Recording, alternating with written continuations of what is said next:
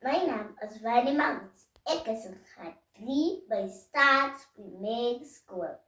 Slaap is die beste medisyne vir 'n gelukkige kind.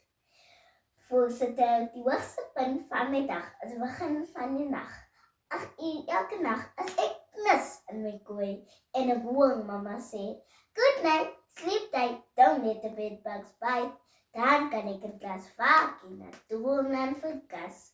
Dames en here, vandag gaan ek vir julle oortuig dat 'n goeie nag is die beste medisyne is vir gelukkige kinders. Slaap laat ons beter konsentreer, beter kommunikeer en hou ons lyfies gesond.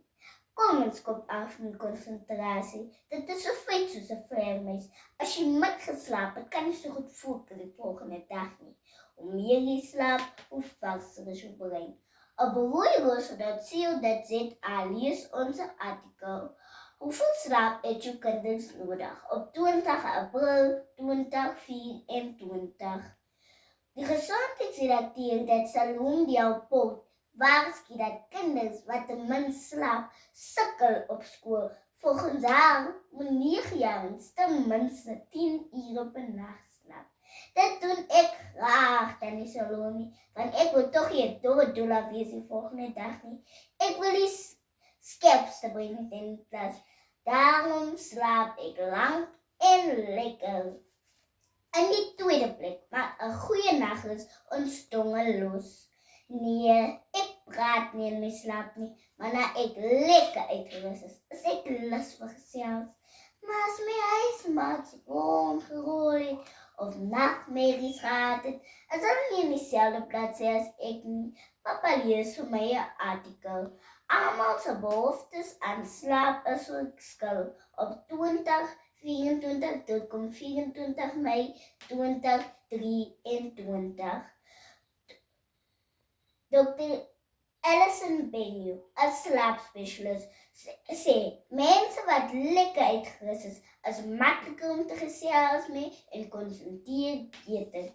Ek kan sien as my maatjie met 'n verkeerde voet uit die bed het opgestaan het. My derde argument gaan dalk vir julle moeilik wees om te glo. Maar genoeg slaap keer wat jy te veel eet nie. Genoeg slaap hou die hongerpyne op ook. Mama lees 5 Maart 25 se artikel. Kry jou kind in die bed op huisgenoot digitaal. Professor Owen van die Universiteit van Londen het gesien na 4000 kinders aan die gewoonte aan slaap.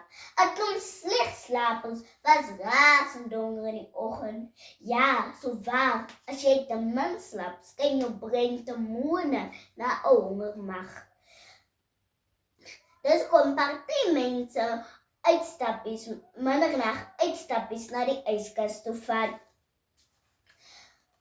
Voorsitter, ooit gewonder hoekom 'n hap so aansteeklik is? Dit hou die brein wakker. As jy gap, vloei meer bloed na jou brein. Nou wat ek almal se aandag het, onthou, slaap laat ons beter konsentreer, beter kommunikeer en minder eet. Dames en here, 'n slim oom, Dave Meyer, het lang gelede gesê, wat is slaap? 'n wonderlike soeter ding. Wat die man sê,